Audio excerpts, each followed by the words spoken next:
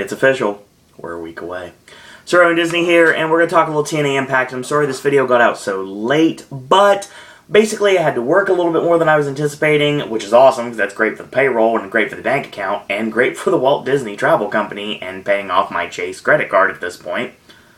Another thing has got in the way, which has been just procrastination. I'm not going to lie about that, and this was the earliest I could get this video out to you guys. So, I'm sorry about the delay in the video, but for TNA fans out there, if there are TNA fans watching right now, and there probably are, obviously, because these videos do get views. Not as much as the WWE videos, but I wasn't expecting the TNA videos to get a lot of views. I understand that. But we provide content for everyone, and everyone and everything does mean including Impact, because obviously I'm a TNA fan, and I know we're kind of dropping off like flies by the wayside every single day, but I am a TNA supporter, and I will continue to support Impact Wrestling because I understand what it can be, and what it can still be, and what it will be again one day. So, because of that fact, you're going to get two videos today and tomorrow for Impact, because tomorrow is going to be the Thanksgiving special where they're doing the 4-on-4 Survivor Series style matchup, the elimination tag match, the 8-man elimination tag tomorrow for the Thanksgiving edition, and of course, Mr. Anderson is going to be hosting a special funeral for a specific group, but I'm getting ahead of myself. Because of that, you're going to have two Impact videos day in, day out, and of course, Friday we're going to be checking out AJ's movie reviews, and we're going to be in a marathon filming day. We probably have about 7 or 8 videos to film on that day. Why? Because obviously we're going to have content that I'm going to have in the can, have on private while I'm gone, that you'll still be able to get 2 AJ's movie reviews while I'm gone, and 2 verses while I'm gone, on top of the verses and the AJ's movie reviews you're going to be getting this weekend. On top of that, you're going to get our November installment of the Academy Awards predictions. So mine have changed quite a bit, actually. I did mine last night, actually, after I got home from Homefront. Don't think I put Jason Statham in my lineup, I'm not dumb. But we'll talk about Homefront as well as the movies we're watching in a couple of hours, The Book Thief and Frozen, on AJ's movie review this week. And yes, AJ did finally watch Escape from Tomorrow, and that will actually be on one of the videos as well. There's a lot of movies. There's going to be 3 limited releases on both limited release videos. One of them will be Escape from Tomorrow. Will I give an early opinion on Saving Mr. Banks? I might give a couple of words here and there, but we're going to wait until we get the actual review to talk about it. And we're going to be reviewing Saving Mr. Banks on the December 20th video. This will also have a lot of things on them, because apparently, as of yesterday, which I just read on 411 Mania, Anchorman 2 actually switched dates, so it's coming out on the 18th with American Hustle. So we'll get to watch those early, and that's not going to bog down any more of our December 20th plans, so that'll be fun.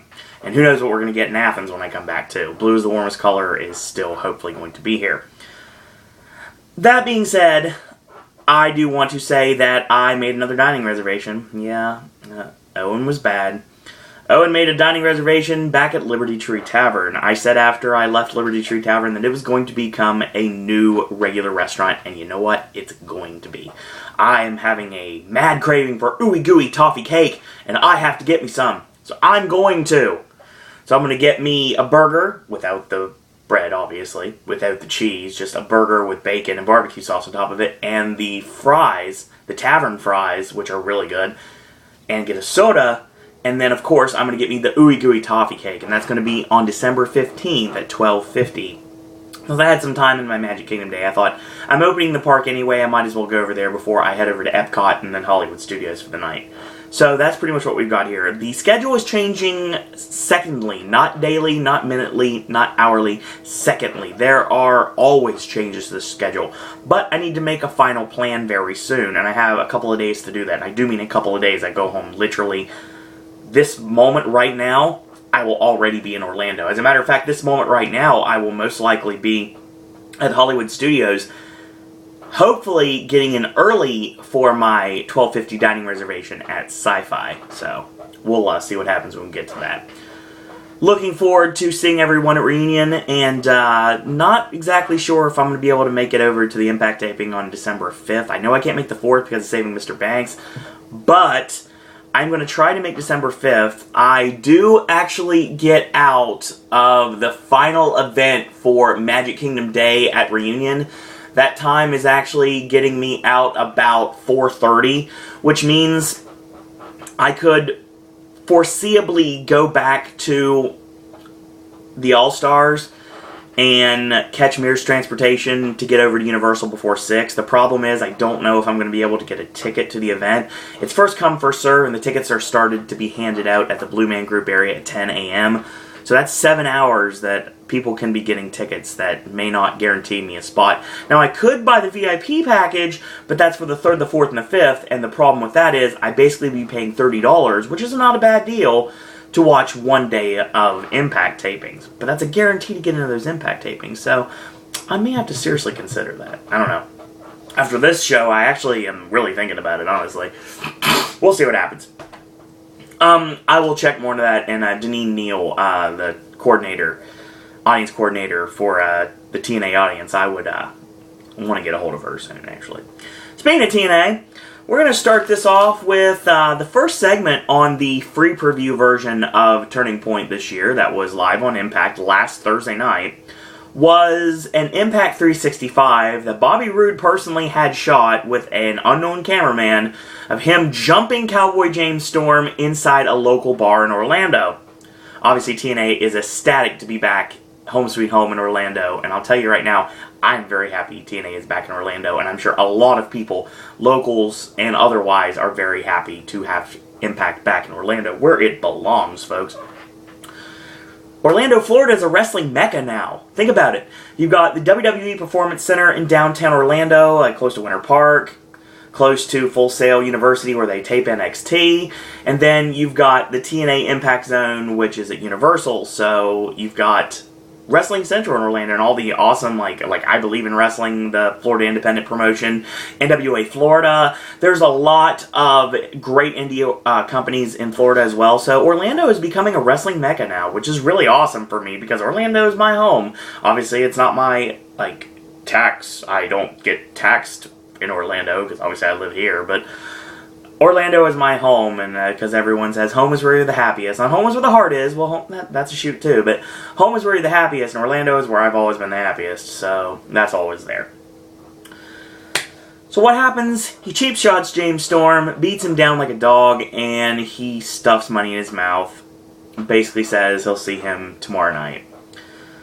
Well, Dixie decides to open the show, and she comes out and she says she feels disdain for AJ for taking her intellectual property, i.e. the TNA World Heavyweight Championship, and defending it all around the world. We've seen a lot of the Friends of AJ videos that she's trying to get completely eliminated, and these videos are showcasing AJ defending the TNA World Championship all around the world. Like he just worked in Japan the other day. That stops right now. This prompts James Storm to come out, and he comes out with a bull rope. And he says, the bull rope just isn't enough. I want to be able to use chairs, and tables, and barbed wire, even that guy's dentures, and someone's wooden leg, and just random things. Since we're back in Orlando, we're going to have ourselves a Florida death match. And, I could have pressed charges last night, but I didn't, because I wanted to get my hands on Bobby Roode. Now, if you don't want to give me this match, basically, I'm going to call up the cops, say, Mr. Policeman, I want to press charges against Bobby Roode, and then you won't have a match tonight. So Dixie, of course, backs up. He's like, no, wait a minute. Okay, and he's like, I'm going to ask you nicely. And he's like, ma'am, darling, will you please give me this match? It will benefit me as well as you. It'll make the cops go away. So Dixie thinks about it for a millisecond and says, you got your match. So this is now official. The bull rope match that was spun via the wheel of Dixie is going to be changed into a Florida death match between Bobby Roode and James Storm. First thing I hear of this, the first thought I had on Impact when I heard this statement, not thinking about the results of the show, I always enjoy Rude and Storm's garbage matches. I really do. And I'm not saying garbage matches as in they're bad. I'm saying garbage matches as in the old school hardcore wrestling vernacular of garbage wrestling, which is basically just hit each other with weapons. But Rude and Storm have this intensity about them that they have this tremendous hardcore chemistry that they can go in singles matches, tag matches, they can go in hardcore matches, they can go in submission matches, regular matches, anything. They can just go, and I, for one, want to see them go again, and that's what we're going to get on this show. But before that, we get our first match concerning the World Title Tournament. This time a Falls Count Anywhere match between the former Tag Team Championship partners and former members of the Main Event Mafia, Samoa Joe, and who I truly believe is Dixie Carter's hand-picked successor to the World Heavyweight Championship, Magnus. So we go midway through the match, and Magnus comes off the ropes, gets caught with a snap Samoa Joe style power slam. Sorry, I'm used to calling Randy Orton matches. But yeah, this time it's the real Samoa Joe power slam. Snap power slam, 1-2, and Magnus kicks out. Misses the charge to the corner, does Joe, and Magnus catches him with the Michinoku driver, 1-2, and a kick out. Snap suplex goes up top for the flying elbow, and he connects, 1-2, Joe kicks out. Obviously, it helps to know your opponent so well. So he goes for the King's Cross Cloverleaf, and it gets kicked off, of course. Again, Joe knows his opponent so well. He charges in, he gets caught with the ST Joe out of the corner. Magnus goes to the floor. This allows a little breathing room, a little separation, and of course, this allows Joe to charge in and nail his former tag team partner with the elbow suicida. Makes a cover on the floor since it's Falls Count Anywhere, 1-2, and again, Magnus kicks out. So Magnus takes advantage of Joe jawing with a little bit, and he pulls him into the ring apron, which of course sends him chest first in the apron. Gets a steel chair and lodges it in between the middle and top turnbuckle. Basically, he's like wedging it in there. And of course, it's set up not like in the ring, it's set up on the side of the ring, so obviously you know that's going to be at least something big in this match. So, whip in, and he catches it short arm, ducks the clothesline, and Joe locks in the Coquina Clutch. And of course, Magnus is fading, and smartly backs Joe into the ring apron, causing the break of the maneuver. Joe charges in, and Magnus sends him headfirst into the steel chair, 1-2-3, and Magnus advances to the semifinals of the TNA World Title Tournament. Okay, two things wrong with this match. Number one, Joe and Magnus, they have good chemistry. They're fine with that. That's not my problem with it. Number one, the finish was anticlimactic. I don't like that. I think the finish could have been a lot better. Number two, I really think that these two don't really necessarily hate each other, so it doesn't really have to be extremely brutal, but a Falls Count Anywhere match does have to be a little bit something out there. Now, granted, before I started recapping the match, they had a nice brawl outside of Soundstage 21, the old side of the old Impact, and of course, where we all used to walk in and Cabin in the Woods at Halloween Horror Nights this year. But that's not the case. The thing about it is they had a nice little brawl, but the Falls Count Anywhere match, the stipulation, didn't really go as far as it could have. There was a lot to this match, and a lot more that could have came out of this match that just wasn't there. So, lackluster start to the show. Not a bad match, but could have went a lot better. So the Bad Influence come out. Of course, they are consistently the best part of Impact most of the time when it comes to a storyline progression. They want to have a ringside seat for the battle between Joseph Park and Abyss. So Park comes out with his tracksuit, of course, and he says he's proving tonight that he's not a loser. He says this is his turning point. Abyss's music hits. No Abyss. Abyss's music hits. No Abyss.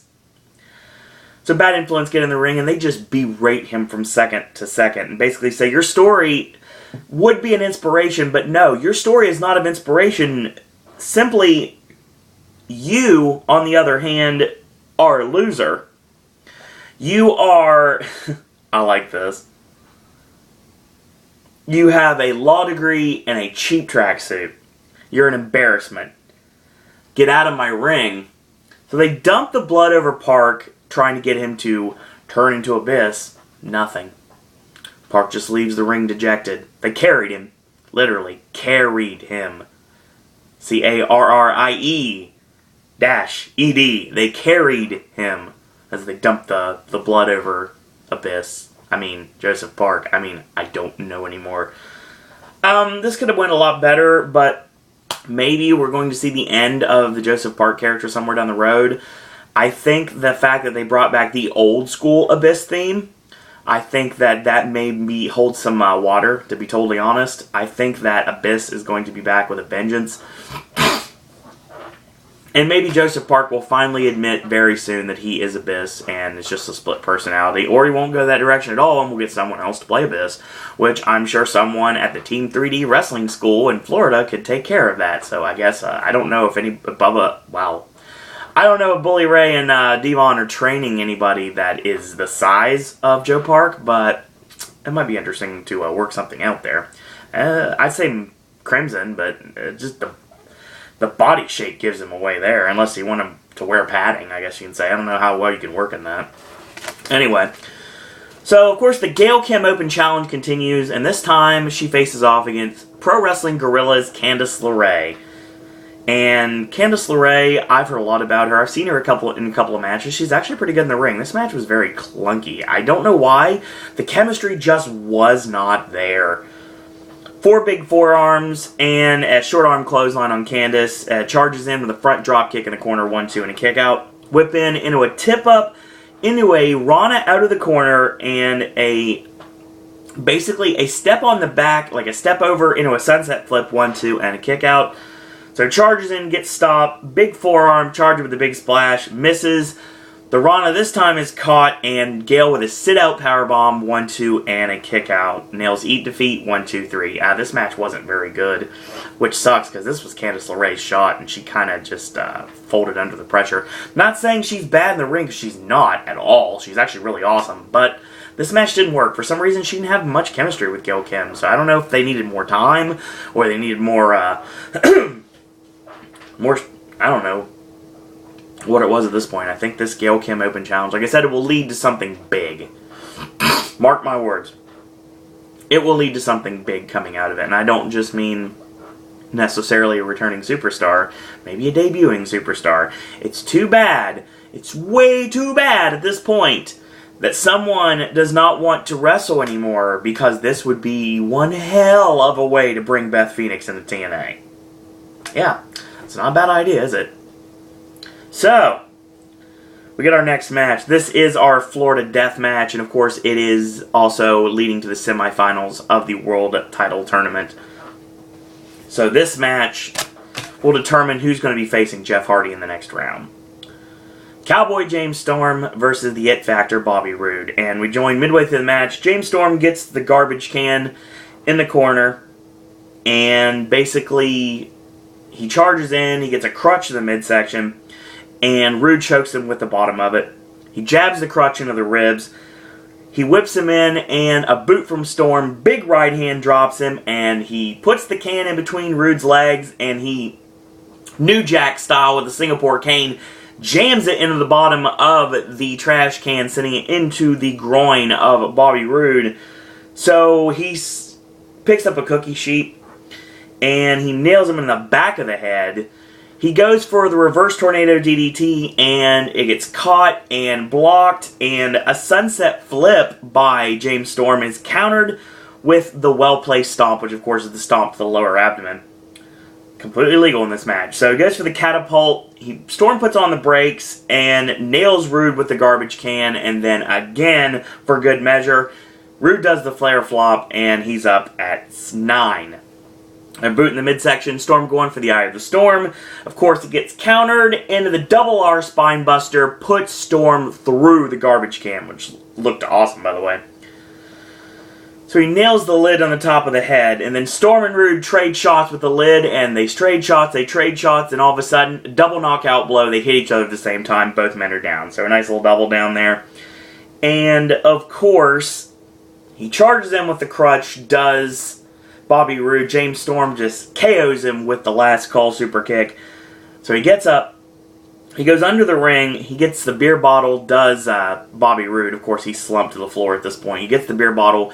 When Storm reaches out to take advantage, what does Bobby Roode do? Of course, once again, shatters that beer bottle over the head. Of course, at this point, there's a lot of blood coming from James Storm's forehead and eyebrow, actually. I wonder.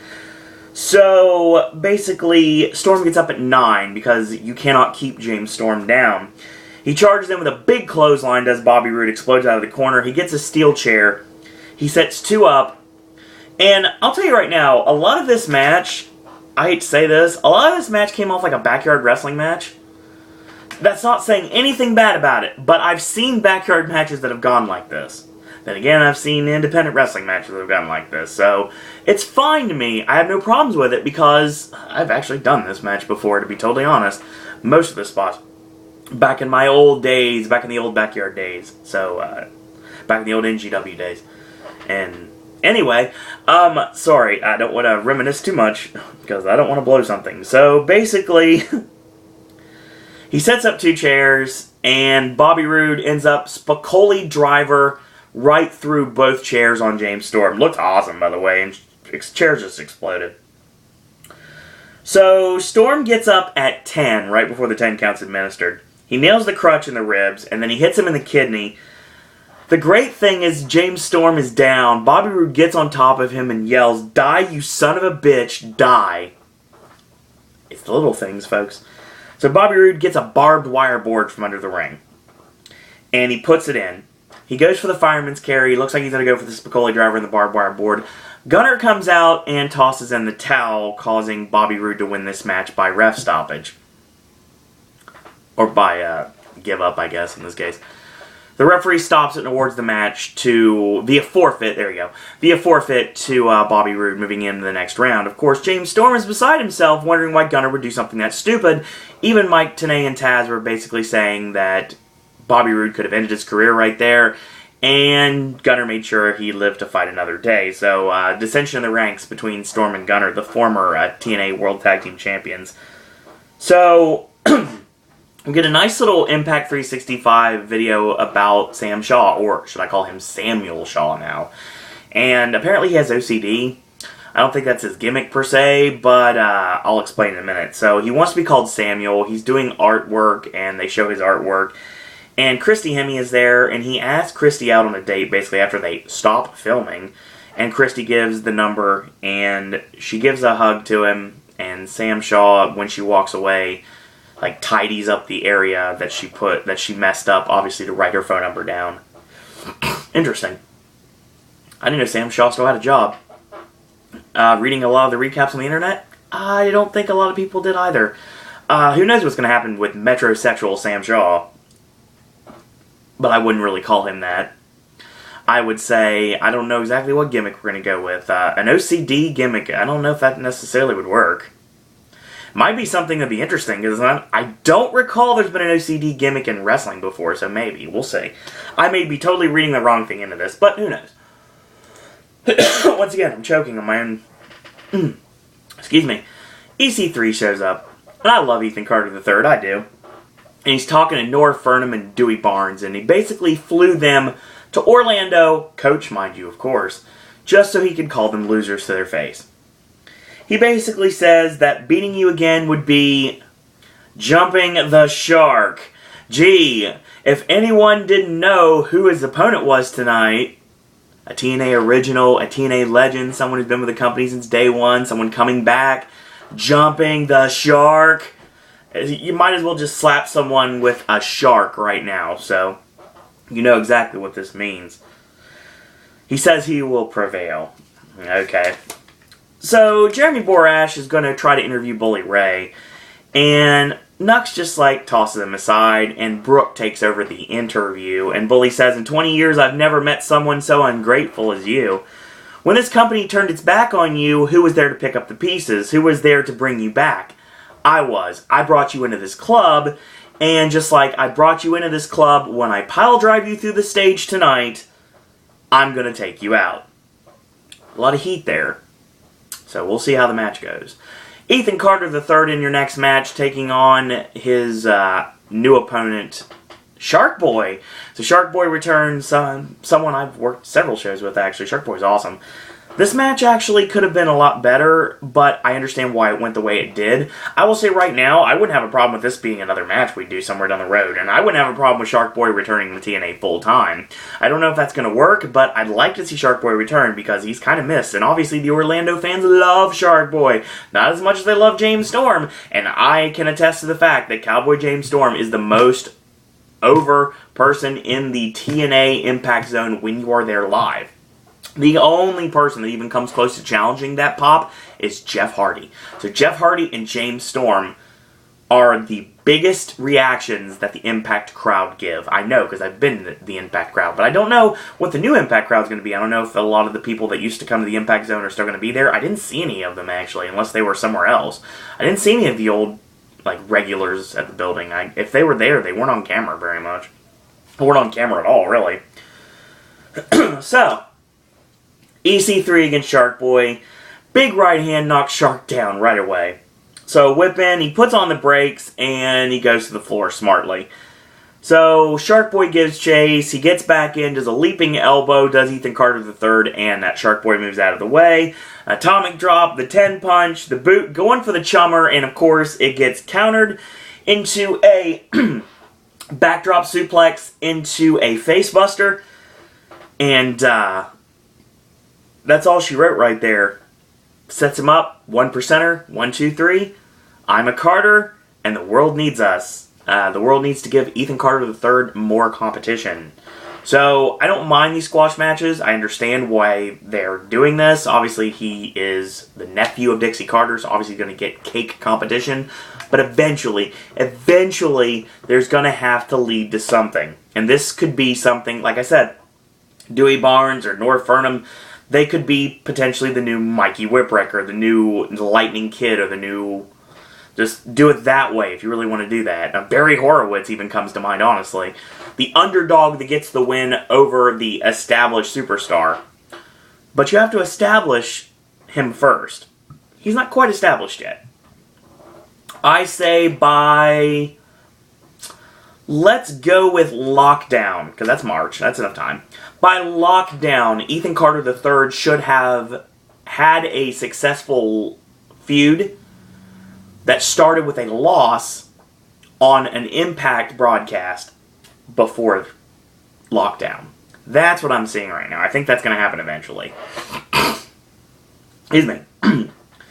So Dixie makes Kurt Angle come to the back, and when he's in the middle of a promo, basically like a pre-tape interview, and he says, basically, why is he back here? Bobby Roode's back there as well. So since they can't get along, Dixie's going to make them get along. He's going to, they're going to battle off in a 4-on-4 elimination tag match. I know what you're thinking. Shut up. And hey, it was before Survivor Series. Thank you very much. Well, it was taped before Survivor Series. Close enough.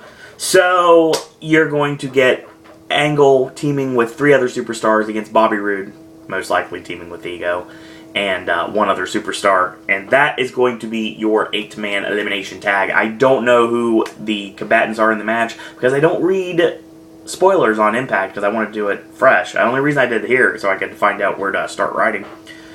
So, we got our main event. Main event for Turning Point is Bully Ray putting the Aces and Eights club on the line against the career of Mr. Ken Anderson.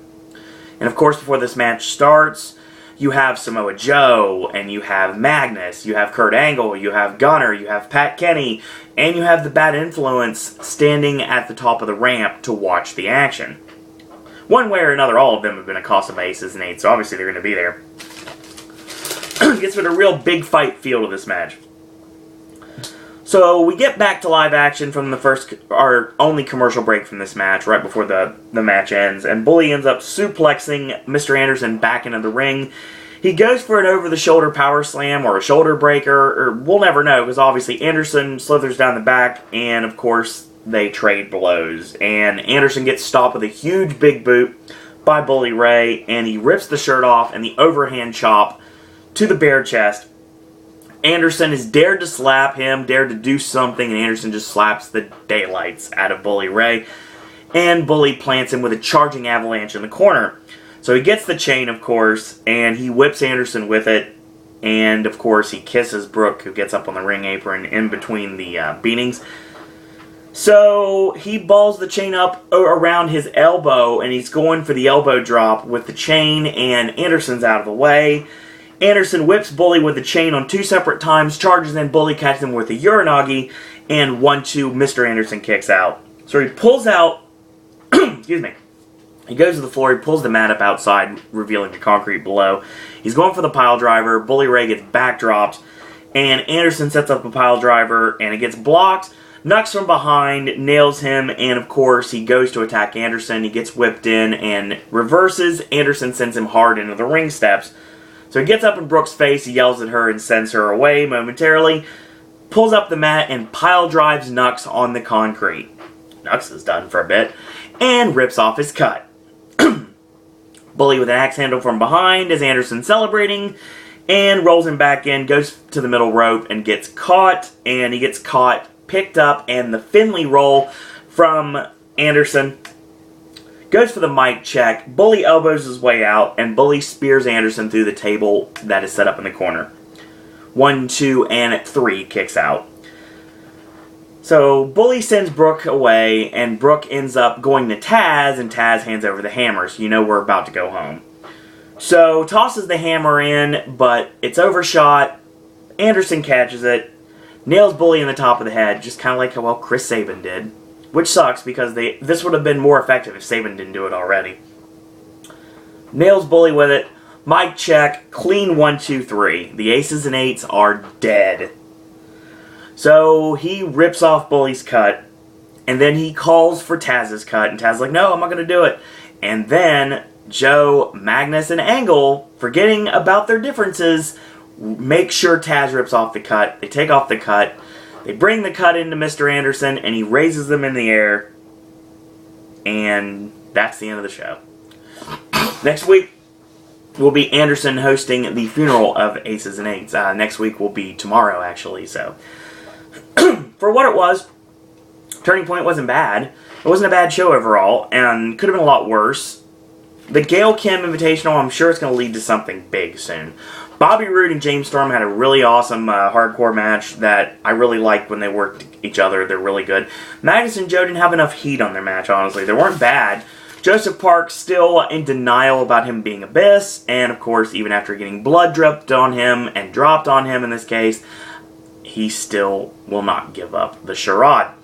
So, Ethan Carter III beats a returning Shark Boy, and Mr. Anderson ends Aces and Eights by pile driving Nux on the floor, which means we probably won't see him for a bit. I don't think we see Nux until 2014, to be honest. Sell the pile driver.